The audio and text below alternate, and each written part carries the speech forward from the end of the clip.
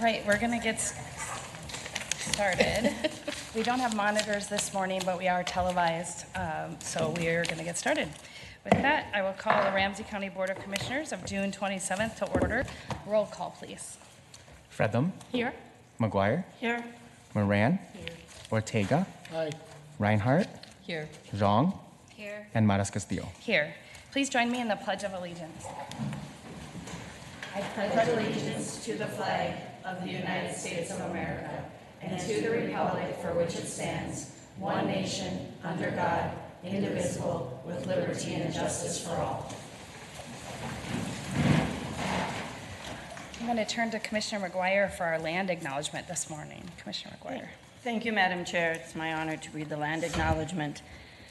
Every community owes its existence and vitality to generations from around the world who contributed their hopes, dreams, and energy to making the history that led to this moment. Some were brought here against their will. Some were drawn to leave their distant homes in hope of a better life. And some have lived on this land since time immemorial. Truth and acknowledgement are critical to building mutual respect and connection across all barriers of heritage and difference. We are standing on the ancestral lands of the Dakota people. We want to acknowledge the Ojibwe, the Ho-Chunk, and the other nations of people who also called this place home. We pay respects to their elders, past and present. Please take a moment to consider the treaties made by the tribal nations that entitle non-native people to live and work on traditional native lands. Consider the many legacies of violence, displacement, migration, and settlement that bring us together here today. And please join us in uncovering such truths at any and all public events. Thank you, Commissioner McGuire. We have the agenda of June 27th, 2023 presented for approval. Is there a motion? So moved. Second. We have a motion and a second. Any discussion? Seeing none, roll call, please. McGuire. Aye. Moran. Aye. Ortega. Aye. Reinhardt. Aye. Zhang. Aye. Fredum. Aye. And Maras Castillo. Aye. We have the minutes from June 20th, 2023 presented for approval. Is there a motion? So moved. Second. We have a motion and a second. Any discussion? Seeing none, roll call, please. McGuire. Aye. Moran. Aye. Ortega. Aye. Reinhardt. Aye. Zhang. Aye. Fredum. Aye. And Maras Castillo. Aye. I'm going to turn to Commissioner McGuire for administrative items. Thank you, Madam Chair. I move item number 3, the single source agreement with Foreign Native Technologies, Inc. for foster care transportation services. Item number 4, the grant, okay, pull item number 4. Item number 5, the amendment to the agreement with the Minnesota Department of Human Services for the expansion and enhancement of a continuum of care for opioid-related substance use disorders. And item number 6, amendment to the agreement with Minnesota Housing Finance Agency for Family Homelessness Prevention and Assistance Program. Item 7, project budget and financing plan for 360 Wabasha Street North, building technology and future. Item number 8, amendment to the agreement with Deloitte Consulting LLP for employee and retiree benefits consulting services. And item number 9, hold a closed meeting strategy for labor negotiations. So moved. Second. Okay. I'm sorry. You got a second? Second, any discussion? Okay, sure. Any discussion? Go ahead. I just want to, I didn't pull it, but I just want to note and thank former Senator Jason Isaacson. Item 4, he really argued for the importance of mental health urgent care for youth in crisis and got this We pulled that item. Oh, so we'll come I back thought you to pulled it. 3. Sorry. Yep. Never mind. That's okay. We'll come back to that. Excellent. So any other discussion on the items moved? All right. Roll call, please. McGuire. Aye. Moran. Aye. Ortega. Aye. Reinhardt. Aye. Zhang. Aye. Fredum. Aye. And Maras Castillo. Aye. So we'll go back to item number 4. move it. Would you like to move that, Commissioner Fredham? Second. All right, so that's the grant agreement with Minnesota Department of Human Services for mental health urgent care for youth in crisis pilot. I'm going to turn to the County Manager O'Connor first. Thanks, Madam Chair. By way of setup, we've had some legislative partners. I'm just kidding. I'll leave you for that comment as you go. That wasn't where I was going to go. So a couple of years ago, I believe it was not this year, but the previous year, Ramsey County ended up having an opportunity to be a part of a pilot program in statute that passed about an urgent care pilot for youth specific to mental health. This is actually one of those moments where when you're working around the Capitol and you're clear on your vision and your mission and your goals and your work, sometimes opportunities come up that you didn't even fully have flushed out ahead of time. And this is one of those moments.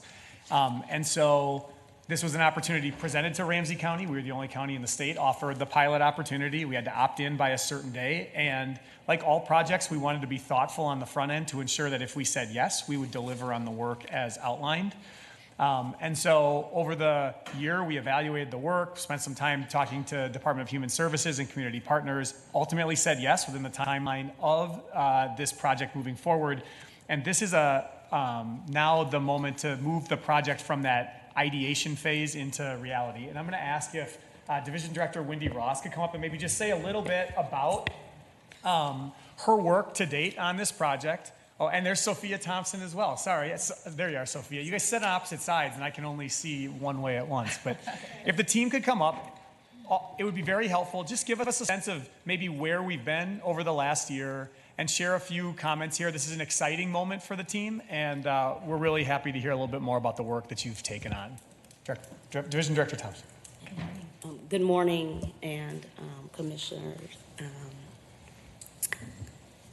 Board. I thought Wendy was going to go first. So we did receive the first right of refusal for this opportunity, and it really did align with the work that we are already doing. We saw it as a very fortunate opportunity to really expand some of the services we're already doing in our mental health and with our youth who continue to languish at times in inappropriate settings in our ERs, and sometimes when they're not able to function properly with their mental health, giving them this opportunity. So we are in the process of still constructing what this looks like. We started with really looking at the needs within the Children and Family Services area, doing an assessment of who are these youth that are most often languishing in our emergency rooms. And that helped to shape the focus for this work, which will be on a very small segment age range and African American males within the age range of 14 to 17, 13 to 18 are the youth who are languishing most often sitting in the ERs waiting for appropriate mental health care. As many of you may know, we have an adult mental health urgent care that operates at our 402 University site under Detox. Most people think of it as the Detox Center. We have space there where we already serve adults. And so this is really an expansion of how we would also serve youth, not only on site, but into the community. So while we're still building out the details and what it will look like, it isn't a far shift from the work that we're already doing. It will be a resource realignment where we will shift some of our existing resources through the services we're providing children. And in our proposal for upcoming budget, we have budgeted for the ongoing needs to operate and sustain. Within that, we are looking at how the expense and the revenue opportunity. We do see that this will potentially be a great cost savings in the future to the youth who are sitting in the ERs and not being treated. I will pause. Excellent. Director Ross. Good morning. Good morning, Commissioner, Board. Thank you for having us this morning. I just wanted to add, Sophia did a great job. I wanted to add the community component. That's something that we realized at the onset of this project, that community voice was important. And with that, we Sophia's department and mine partnered because we knew that this was larger than just one area. Although we're focusing on that youth 13 to 18 African American boys specifically, it doesn't mean that we won't serve other youth. That's the focus area. DHS provided us some guidance in what we could do with this project, and we wanted to look at our data and find out who's being most underserved. That's how we came up with the focus population. The other piece I wanted to talk about was how we engage community. We had a small window of time during this past school year where we utilized our current social workers in the PSOP program to partner with the school social workers, counselors. We started with middle schools to find out, do parents know how to access mental health services in Ramsey County? Do they know anything other than dropping your kids off at Children's? They're not being served that way. They're not being adequately serviced that way. And so we've got 252 respondents so far.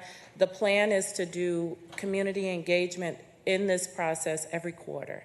So that was our first project, and the next one coming soon. I also wanted to introduce Cody Hillstead, who is our newer project manager, if you will. We've gone through some changes in what this project looks like. We realize that it's huge, and we need someone to monitor everything we do to make sure that we're able to open the doors. I say in the fall, Sophia says when we open them. Welcome, Cody. Say something. Hi, good morning. Nice to see everybody. Like I said, like Wendy and Sophia said, I'm really excited about this project. I'm excited about this work. I've had an opportunity to work in several different program areas and different projects since my time here with Ramsey County, and so this is something I'm really excited about. Our youth are extremely underserved in lots of different ways, and spending time being in ERs or lack of education and support for the family systems as well. So it's something when you presented this opportunity to me, I was very excited about. I've been diving into all sorts of nooks and crannies within services and programs that we already have within Ramsey County and how we can expand and adapt and roll that out to this project as well. So I think we can do some really good things, and I'm excited about the opportunities. Excellent. Thank you. County Manager O'Connor. Thanks, Madam Chair. Appreciate all three of you sharing a few thoughts about it today and helping to make this tangible. This is a big opportunity. 4 final connection points at like the balcony level here. One, the legislature, when they enacted this legislation, designed this in a way where they said we want to see new efforts trying to target youth who are just completely disconnected from the mental health system due to capacity or cultural specificity needs. There's a variety of different reasons, and they came to Ramsey County to make that ask. And we see it as not only our responsibility by our youth and families, but it's a statewide burden that we carry here to prove that there are better models that need funding. And as we go forward, we'll continue to check in here. You could anticipate that as we stand this up, there could be additional legislative asks, and those won't just be for us. It'll be for counties across the state. So we know we have eyes on us, and we will make a point of taking that seriously along the way. And as you can see here, we have a well thought out team leading it. I also want to link this back to the Ramsey County Children's Mental Health Collaborative table. Some of you have at different times have spent time there. I have spent time there as well. There's been an identified need of children mental health beds in the East Metro. We have no children mental health bed needs in the East Metro. And so emergency rooms often have been used as that, but in this gap between emergency services and outpatient, there's just this huge gap. This is beginning to try to address that need. And so our partners at that table are huge moving forward as well. And finally, you've heard a lot over the last month about the $5 million that we received into youth intensive treatment homes and the $5 million we received in services and supports for families. I don't want to decouple this conversation from that. By working with young people in acute mental health crises in ways that work for them and their families, we prevent school-based violence. We prevent the need for other types of behaviors to become a part of a young person's life that leads to upending interactions with law enforcement and police. And so as we have worked to design this work, there is no light between this and the conversations going on that Wendy will also be sitting at and a part of about the youth intensive treatment homes. And it's how do we begin to not think about these being distinguished as barriers? You've all talked many times around this table about that importance. And I appreciate the final comment about reimbursement. I think for us, the biggest risk here is not programmatic. The biggest risk is ensuring that we design a model that DHS can reimburse for. Our biggest fear going into this is that this becomes an offload onto the property tax system, and while we agree on the vision, we need to work together on the implementation. So more to come. The budget process will provide us opportunities to talk more about that as we go as well, but thanks again for sharing thoughts today. Yeah, thank you all very much. Commissioner Fredham. Yeah, well, since it was pulled, I'll say a bit more that the genesis of the ask here and the legislation that passed came from a constituent, I believe, in my shared district with Senator Isaacson, on a youth who was in mental health crisis and spent days in emergency rooms just getting worse and worse and worse. And this is something that lots of folks have seen. There were some articles about children in a old ambulance bay because they had nowhere else to house them. Urgency room models, there is some in southern Minnesota that we were able to learn about as part of the governor's subcommittee on children's mental health that I serve on.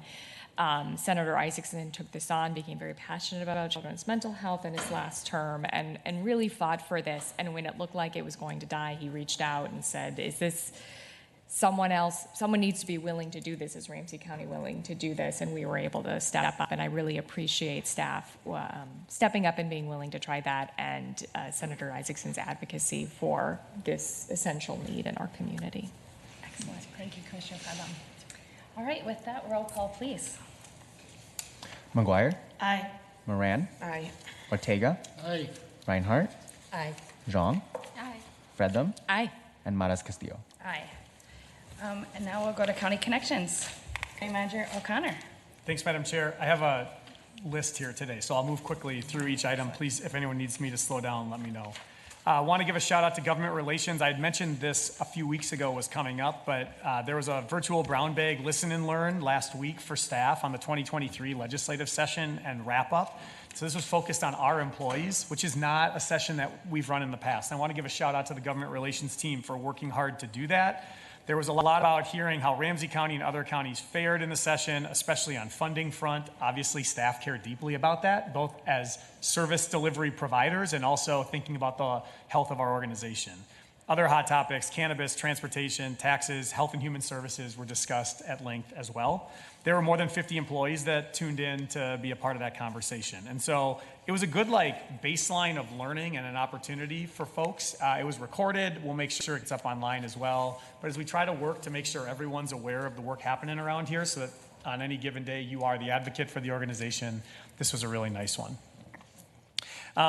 Second, I wanted to just briefly note that you received an email from Jennifer O'Rourke yesterday with the legislative presentation on what happened this session. It's like a legislative wrap-up PowerPoint.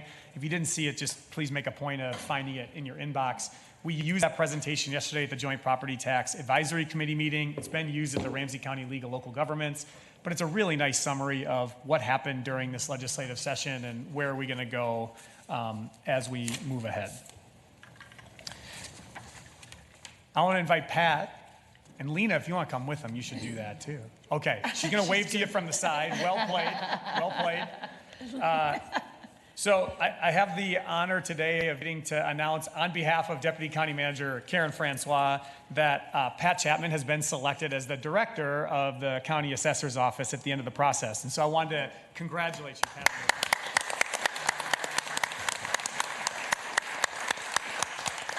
So you've all seen Pat in many different ways over many different years. He's deeply involved in the statewide association. I think you're currently the president or you're the past president, somewhere in your reign over there. Maybe lifetime president now, it's unclear. And he is joined today by his wife, Lena, as well as team members from across the area of work here, which show the deep support Pat has. You know, so often we get to do this over email, and that's great, and then we come back and let someone say hi later. It just so happened our timelines here all aligned.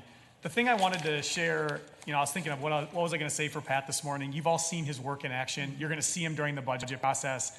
He's around, and he's a face, and he's knowledgeable about this topic. But Pat, I looked you up on RamseyNet this morning. I was like, what do we got on Pat Chapman from time with the organization?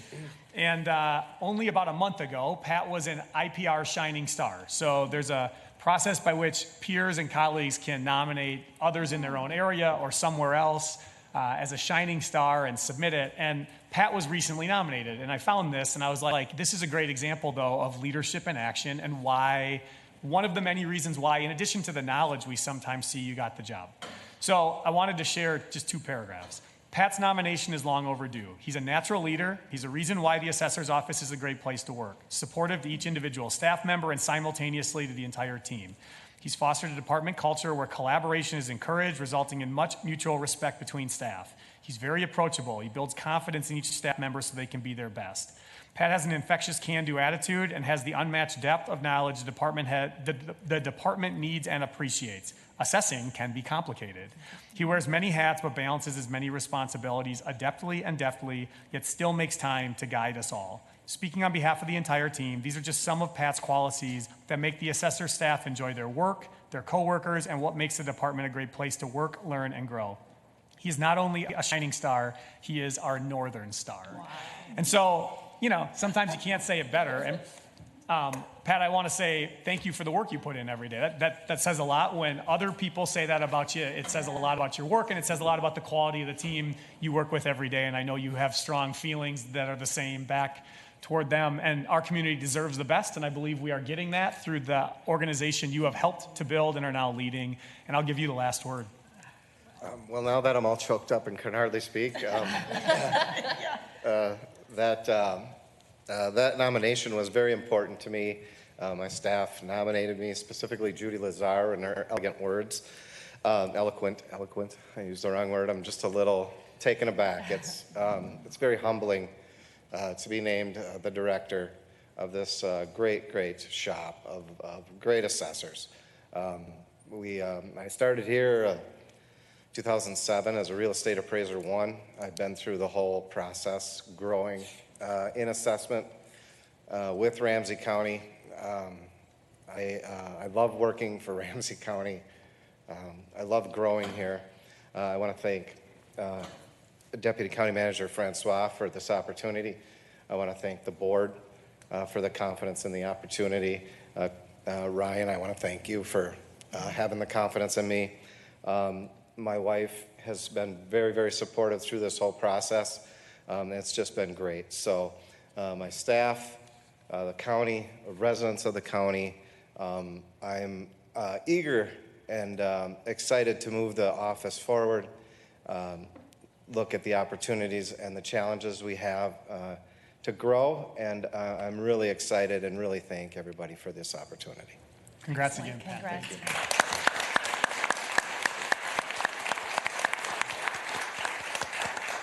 All right, we've all been nice to him today, so give him a little bit of a hard time. Someone better have a prank planned or something. Thursday, June 29th, 10 to 2, the Midway Job Fair will be going on. Ramsey County is but one of many participants in this. This is the largest job fair of the summer. Many opportunities to be hired on the spot. And we try to resource all levels, including entry level for residents, including full and part-time opportunities. And in a great connection across the EGCI team here, as I received this from Director Becker, hey, tell people they can walk, bike, roll, drive, or take the green line over to the job fair this week. And Ramsey County has a role in all of those things too. So connecting people and places is a big part of what we talk about in the vision of EGCI, and I think that's a great example of how that works in action. Last Thursday, 2 of our leaders were panelists at the Center for Economic Inclusion's Powering Inclusion Summit, Building Legacy Wealth in Black and Brown Communities. So we had Prince Corbett and Ling Becker both there and participating in the work for Ramsey County. They were on different panels showcasing the work of the county as it relates to our strategic priorities. Prince also shared about his experience at Harvard's Young American Leadership Program and how rising inequality can undermine social stability. He shared that the failure to offer family sustainable wages has led to economic racial inequalities and disparities in median income households that we see today. On the workforce side, the panel focused on the county's removing of systematic employment barriers and the need for intentionality and commitment from private sector employers alongside public employers.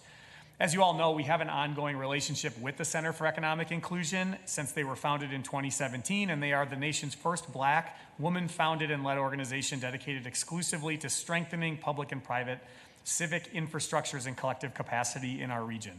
And I would just note, if you didn't see their regional workforce measures indicator just came out this past week. It's around measuring inequity or equity in the workplace. You see, unfortunately, still more inequity than equity in terms of what we see across major employers. It's something worth looking at. If you didn't catch it, I'll make a point of asking our team to make sure we send it around so you can take a minute and look at it. I would say, as you think about our workforce data and then you put that next to Ramsey County's, it gives you a sense of where we are in relationship to the broader region, where we have opportunities to lead and where we have opportunities to learn from others. Two left. You received in your inbox last Wednesday the 2022 year-end investment report from the county. I just wanted to highlight this as one of the new regular financial pieces that we have coming out to you on a regular basis in the county. It has not been a great investment year, but even within that, Ramsey County's investment strategies was try and play over the long term, try and mitigate short-term risk and fluctuations. There are times when, your private portfolio could be looking really good and the county's going to be a little slower than that. But I would point out the reason why is when your portfolio is not looking so good, it also means the county's probably doing slightly better in that space. And so Jeanette Boyd sent this out, Jeanette Boyd-Kanya, sent this out, and I just wanted to make sure to highlight that for you as the 2022 year end, thanks to finance. And I see the CFO, Alex Kutza, doing a little hand raise back there in the back, so good, congratulations. She was swamped by the IPR team in front. I wasn't actually seeing her at first. Finally, I wanted to end on a note here about the connections we make as employees. I was moving through Metro Square last week with Director Monica Long, who was serving as the acting county manager while Kathy Hadeen was out. And we were seeing some of the space. Corrections has had their space renovated as a part of the ongoing renovation going on at Metro Square. It's like every time you're in that building, it's looking different right now. Just wait till this fall when the digital signage shows up and we're able to really showcase the power of new digital signage as a way to be more flexible and accessible to residents. But the building, for people who have worked here for a while, if you go through that building now, it just is not even looking like what it used to. And the corrections suite has been completely redone as a part of that. As a part of that, so someone hunted us down as we were walking through and stopped us and was telling a bit about his story. His name is Greg. And Greg spent a few minutes talking about his experience working with the county. He was in to get some documentation actually that day. He's actually been out for a little while. And the reason he's been out is because he was involved in a tough incident last fall over at the Juvenile Detention Center as a part of his work. He was hurt on duty as a part of his work. And he had an opportunity to spend a minute and tell his story to Director Long and I as a part of his ongoing recovery and healing. And hopefully we'll get to see him back at work soon. But it was a moving story and it was an important story. And I asked him if it would be okay if I could give him a shout out here today at the board meeting. And he said yes to that. And I share this just because it's a constant reminder, and this is part of what he was pointing out yesterday, of we all come to work in different roles, but some of these roles can be very dangerous, and they can impact our well-being. And even for roles that may not look outwardly dangerous day to day, we see the toll that it can take on individuals as they do their work on the inside or in their heads. And this is but one example of that. But to Greg, I just wanted to say thank you, and that we're thinking about you and your colleagues and everybody else who comes to work every day and does many different jobs in this organization. It's always moving to think about public service in good moments, but also when things go really bad, these are the individuals here keeping our community connected and safe. And so I wanted to end on that note today, and I thank you for letting me share that here.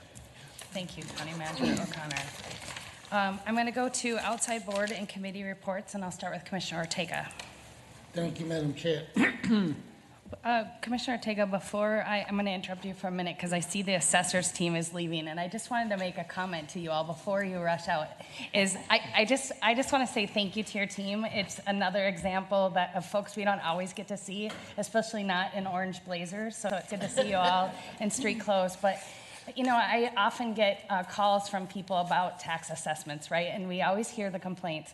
But I've also received many calls about people who have said how courteous and respectful and thoughtful your team is. And so I just want to say thank you to you all, and thank you for being here, and congratulations to Pat for being appointed as the director. But I do know it's a team that really leads with compassion in our community, and you're often the first face that people see at their door. I know I've had you at my door, and you're always polite and kindful and really thinking about explaining the process too. And so just wanted to say thank you to all before you get back to work and into community. Thanks for your All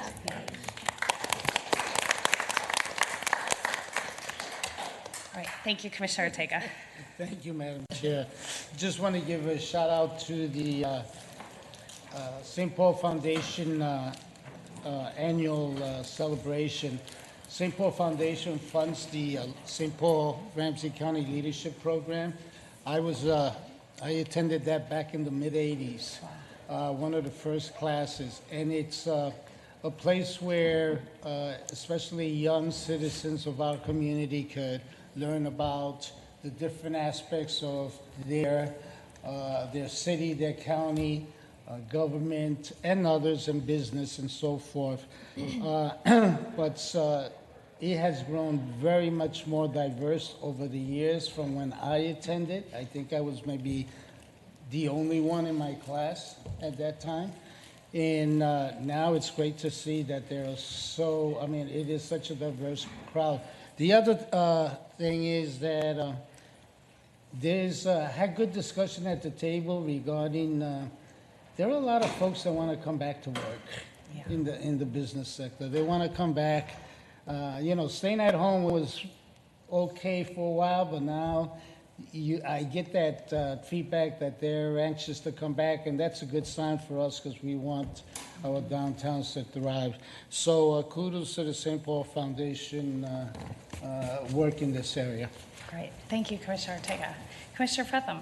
Yeah, a couple events. Thanks to the Twin Cities North Chamber of Commerce for their Shoreview Arden Hills Business Council event. Always good. Thanks to John Mizzel from Public Works for being there to give an update on the Lexington Avenue construction project, which is looking like it will be wrapped up by August 1st, so that's very exciting. Also very glad I went because I learned about the ribbon cutting for the new wine bar that's opening in Shoreview, just blocks from my house. So I'll be there at 2 p.m. on Friday, as is my duty as commissioner to support the businesses in my community. And also a shout out to our public health staff that helped them through the licensing process.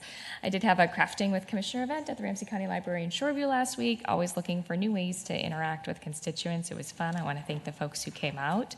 And we had a fun night of chatting and talking about different things, especially curbside organics recycling.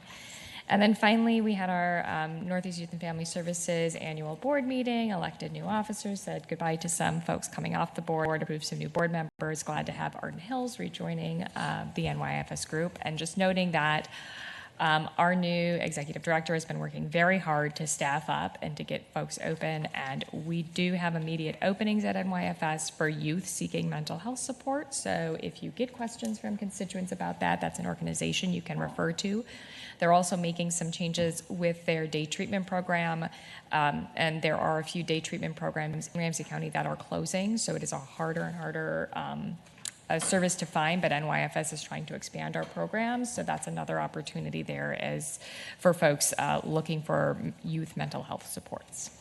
Excellent. Thank you, Commissioner Fretham. Commissioner Reinhardt. Thank you, Madam Chair. Well, while she was crafting, the Ramsey County Library Board was meeting, and as we know, last Tuesday we officially made the change to an advisory board, and there's a lot of steps that go into that. And the chair of the library board was here, and it was just, in most ways anyhow, it was a very celebratory event at the board meeting, but a lot of questions as well. And there are some concerns, and I guess I look at all of the advisory committees that we have and how important they are to the input of day-to-day work here. And the library board, yes, it was different before, but it's actually more important to the work on the ground now, I think, as an advisory board, and the opportunities that are available to make a difference on the ground in the community with folks that are searching for ways to do things, knowledge, IT experience. I mean, there's so much that's available through our libraries, and I know that it's going to be a good partnership in the advisory capacity, and there's a lot of excitement there as well. But it takes a while. Change is hard for people, and once they see it on the ground, I think they're going to be the community is going to be very pleased with the outcome of this. So I wanted to mention that, and so it was a great meeting and moving forward. I also wanted to mention that Manitou Days is still going on in the White Bear Lake area, and Market Fest, which many of you have heard about, it's been around for a long time, is on Thursday evenings from 6 to 9. I think it's through the end of July. I should have looked up the ending date, but Manitou Days is running through the 4th of July. Can you talk a little bit about that? Manitou Days? Oh, Market Fest? Market Fest was started, it was very small to begin with, and I can't even, I mean, we've got to be talking 25, 30 years ago. I mean, it's been around for a long time, and it's vendors and entertainment, food, just a lot of a community comes together. There's a car show, which my husband loves to take his 1970 Cadillac too. So it's a pretty car. Anyway, and so it's just community getting together is really what it comes down to. And it's 6 to 9.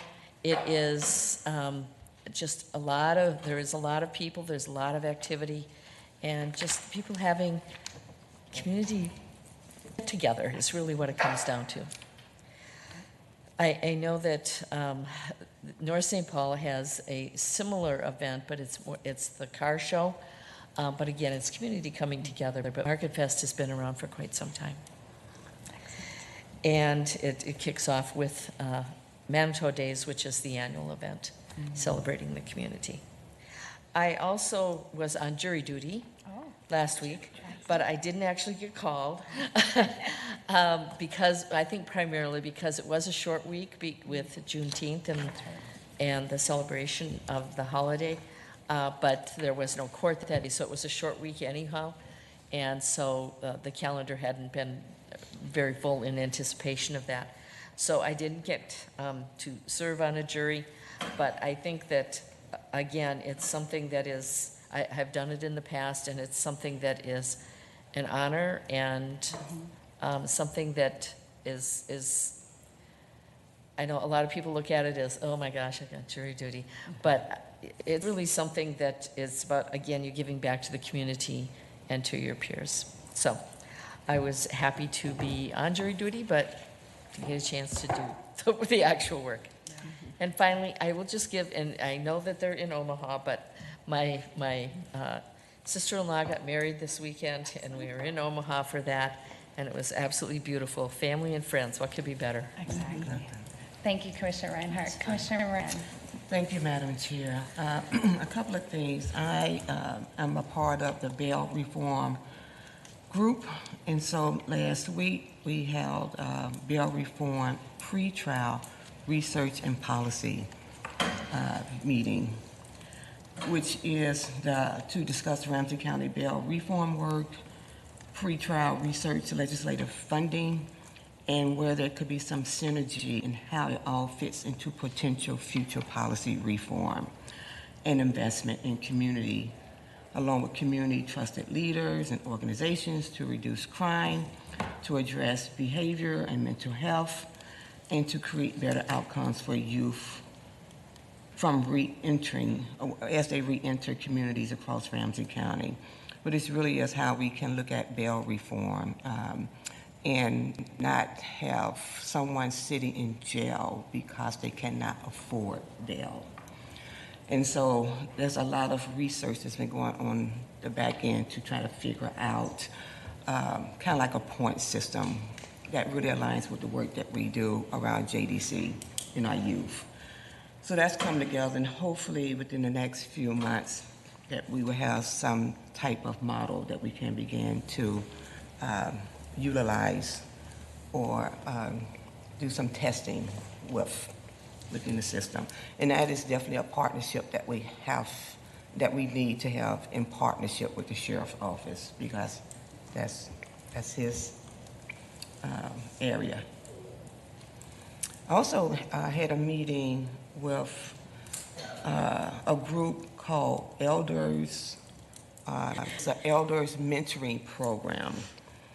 And so I do want to get a shout out to Van Owens Hayes.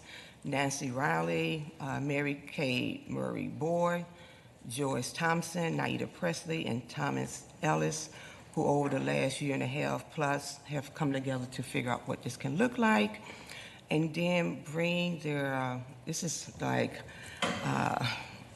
many, many years of really human expertise. I think a few of them have worked for Ramsey County, so they can bring that perspective to the table, but have been around in the community, actively engaged in being transformation in their work. So it's good to hear about that program, what it looked like, and what they have been doing, and what they will hope to do in the future. Yeah, I stopped there with that one. And the focus is in with county staff in the FSA department. That's their arena. I had a great opportunity yesterday to hold a District 65 town hall with Representative Sammy Hussein, Representative Maria Isa Perez, with Senator Sandy Pappas and myself, just to address three things: public safety concerns, community resources for small businesses, and support for housing needs. As we know, this legislative session was historical in all three of those areas. So as they talked about those historical investments and policies that was moving in the legislature, I was able to discuss what did that mean for Ramsey County and talk about our legislative agenda and our wins in the work that we're doing here at Ramsey County. So it gives the community a bigger picture of seeing the legislative process, seeing our connections of what we receive from there to do the work that's going to impact real people's lives here in Ramsey County.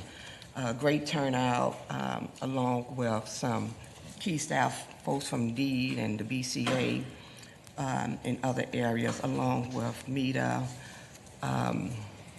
which got MEDA, NDC, and Nexus, which got a huge amount of money to really support small businesses within a certain perimeter. And so it's good. It was informative for me. I learned a lot.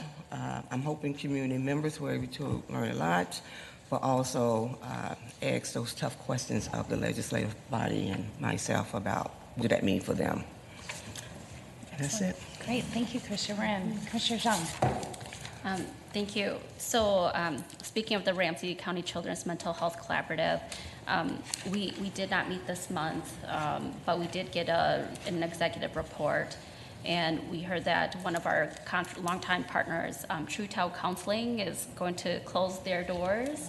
And they also provided, specific mental health services in Hmong. So there is a need there, and we also identified that Karen language speakers as a need for mental health services. So we will be looking for partners and to move out to push out those contracts, and looking for providers that can provide services in Hmong and Karen. So that was just unfortunate.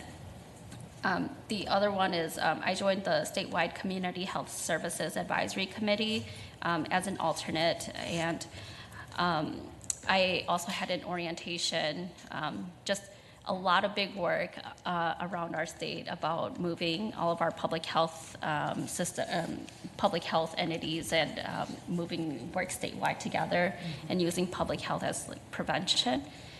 So I've been thinking a lot about the work where I want to move, and at least the spaces where I like the boards that I'm on, and for sure, like the thing that stands out for public health for me is like climate resiliency, racial equity, and again, also this access to health care.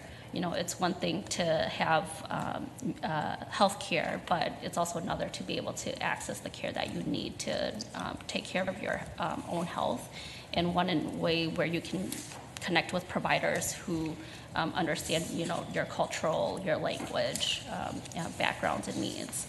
And that's something that I've been talking to a lot of folks about too, about access to health care, because what I hear in all the spaces, and even as identified at the St. Paul Children's Collaborative, is that even with medical assistance, you can't get into places because they will just turn you away because you have medical assistance.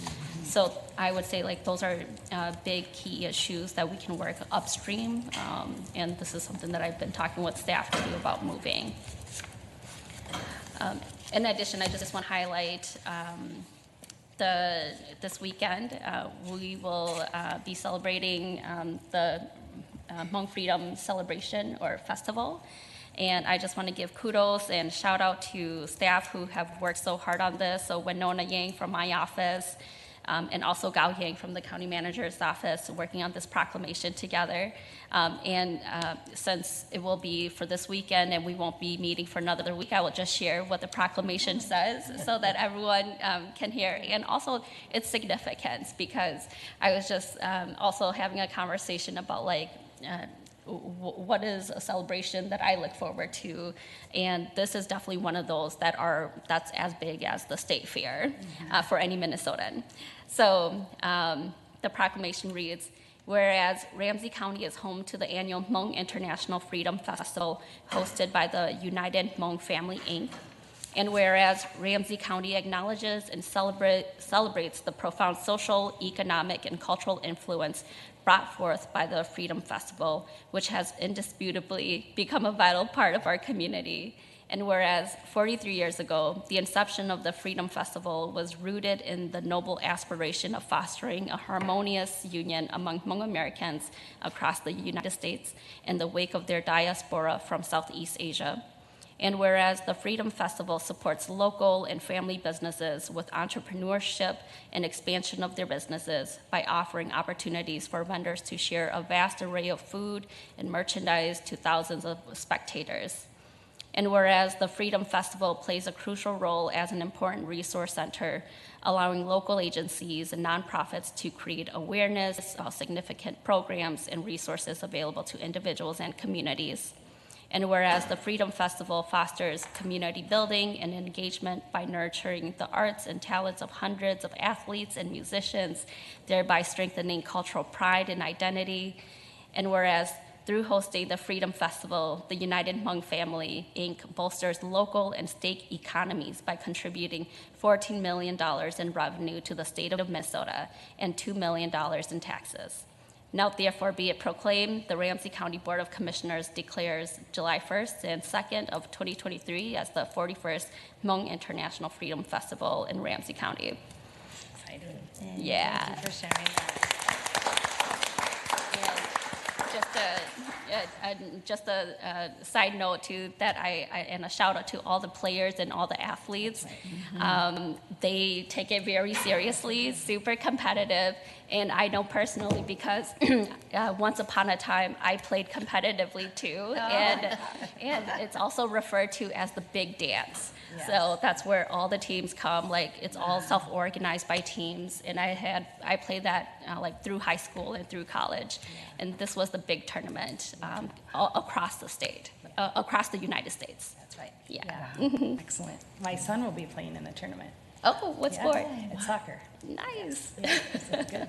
Oh my gosh, it is an amazing festival. Thank you so much for sharing that. Yes.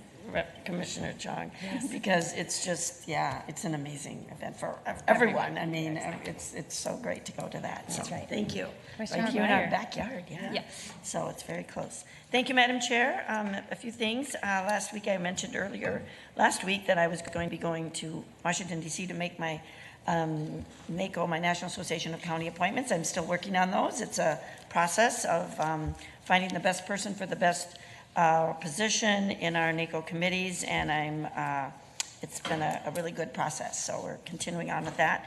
Last Thursday night was our Taste of Rose Fest, which is the start of the Roseville Community Summer Festival, and I just want to give a shout out to all the local groups that put on Rose Fest. It's actually co-sponsored by the Roseville Rotary and Optimist Club.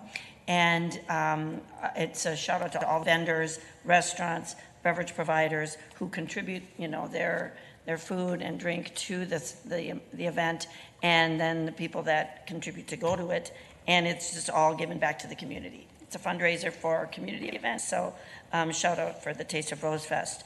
Then we had a board of directors meeting for the Association of Minnesota Counties on Friday. I don't know, did you want to talk about that, or do you want me to talk about it? I can just mention a few of the highlights. We had a speaker came in to talk about how to handle uncomfortable situations effectively. Michael Gregory, a Roseville resident, who does speaking on this issue, and it was great to hear him speak. AMC has summer interns, so I'm giving notice to many of our departments who may be hearing from our interns who are doing different projects. Great. Yes, they're going to be asking for lots of information on, board procedures and different things. And so there will be some reports about that and what's going on around the state, so we can all learn from each other on that. So we're very excited about that. We're dealing with amicus briefs, just FYI, that we're getting asked to do a lot of them.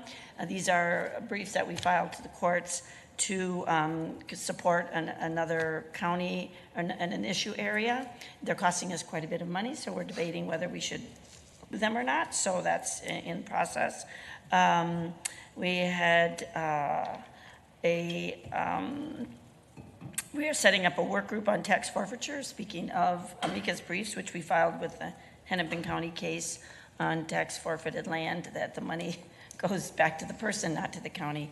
And so we're setting up a work group on that. So you'll be hearing more about that. Also, we're talking about board reimbursement for serving on the NACO board or on any other boards and commissions as as AMC reimbursement for serving on those. So those are just a few of the highlights. And we heard from the Minnesota Association of County Veteran Services Officers. George Fiedler is amazing representative of that group, and he gave a great report, and the Minnesota Rural Counties. So that's a brief sketch of what happened with the AMC board meeting. And then I want to talk about active living, Ramsey Communities, which had this amazing meeting. I was so excited that Commissioner Zhang was also present, but we heard from University of Minnesota professor Yingling Fan. Oh my goodness, she gave a talk. I'm going to give you the title, and I think we should bring it to a workshop. It was called Reconceptualize Transportation, Centering the Margins, the Transportation Experience of Underserved Communities. It was pretty phenomenal. I think we had like 50 people on the call, and I think everyone was really, just so impacted by the information that she shared. And I'm going to ask if Commissioner Zhang wants to comment at all. But we also, we heard just great stories, and she's also got a great presentation on transportation and happiness. And a lot of people are talking about happiness these days. I just came from a talk at the Kennedy School at Harvard about happiness and how people are really impacted by that. And but anyway, we also heard at the Active Living Ramsey Communities about from the St. Paul's new bicycle plan and about our Be Active, Be Green bench initiative. I want to give a shout out to Connie Bernardi, who heads up those meetings, and Peter Lindstrom, who's my co-chair on that from the Met Council, and we co-chaired that meeting. And then we had last night was our Rose Fest annual parade down Lexington Avenue in Roseville. So big deal on the parade. Madam Chair. Yes. Commissioner McGuire, can you talk a little bit more about happiness and transportation? I know. Isn't that amazing? Isn't it amazing? Well, we all know that, I don't know, we haven't heard it yet. That's her next presentation. We didn't actually hear about it. Okay. But I did hear Arthur Brooks actually gives an amazing talk. He's a Kennedy School professor. And it's really about how do people live their lives in a thriving way, and how do they, have the ability to thrive in their communities. Yeah, County Manager. Madam Chair, and I'll just add just briefly to it. Yeah. So there was a Star Tribune write-up on this topic a couple of days ago. So you could go back and you could find it if you wanted to see the article. But the upshot of it is people are happiest when they bike to work. They are second happiest when they walk to work. They are third happiest when they walk and take transit to work. And they are generally not happy at all when they have to drive because There's a thing about driving that tends to make people anxious and angry for a variety of reasons that we all personally fully understand. I know we're all perfect drivers around this table. Right, thank you for sharing that, but that is right, and we were all very excited. We want to hear her next presentation. We would love to have her combine both of these if she came to a workshop, but I will tell you, her presentation was really phenomenal. Commissioner Ortega. I just wanted to comment that in your Roseville, your festival, my Yes. 2.5-year granddaughter was there because she wanted to, did you have a truck activity? There was trucks or something. Oh, Touch sure. a truck. Well, she must have heard it somewhere, but she got her dad, 2.5 years old, to take her to Roseville. Roseville. Yes, oh, we did it, see it's the- during their to festival, see yes, some- it was on Saturday, I think. Oh, Saturday, whatever Saturday, it was. yes. She was telling me There about was a it. truck That's it. festival, there was a truck event. But anyway, we got a fan. I love it. It's an amazing week-long of activities, actually over a week. Yes, oh, I'm glad she enjoyed it. There's a lot of activities going on. Go to the Rose Fest website. Thank you, good. Madam Chair. Thank you. Well, thanks for really great reports. The one thing I'll add is I've been a member of the State Emergency Services Board Committee now for a few years, and there's a lot of work about Next Gen 911. That's kind of our next phase. And really thinking about how we roll that out countywide and thinking about how do we share costs in other parts of the state where there's regional things. We're also looking at the governance, which is the statute 503, the governance overall of the State Emergency Services Board. It's about 20 years past due, an update. Legislatively, it was written for the radio board, so there'll be lots of work there on the governance. It's been a tricky conversation for a couple years now, but we're making some progress. So as we update what the expectations and really thinking about what the community voice is when we think about governance and Next Gen 911, because there is an expectation of the community, and our 911 call center and emergency services can contest that people think that 911 works the way they see it on television, and unfortunately it doesn't. We don't solve crime that way. We don't have access and things floating in the air with maps and GIS, and so there's a lot of work that needs to be done to bring our technology that's in the state of Minnesota and make sure it's consistent across the state. People have one experience in the metro, but if they are traveling or outstate Minnesota, it's a very different experience, and so thinking about how we bring that statewide and make sure that we have consistency in emergency services and that it's culturally appropriate as well. So just wanted to share that there is work underway on that. Today we are going to adjourn here and take a brief 5-minute break so we can change over, but Commissioner Ortega is going to lead our board workshop on safety and justice, the committee of the whole, and non-public safety stops this morning with the county attorney's offices here as well. And then this afternoon at 1, we will have a closed to the public meeting, and we passed this earlier on our board agenda. It's labor negotiation strategies, and that will be in 2:20 just for commissioners at 1 o'clock. With, yes, did you have reports? Reports. I'm sorry. They started, yes. No, okay. Raphael yeah. started. Okay, all right. All right. Sorry, I thought I missed something. We're all working for each other today. All right, with that, we are adjourned.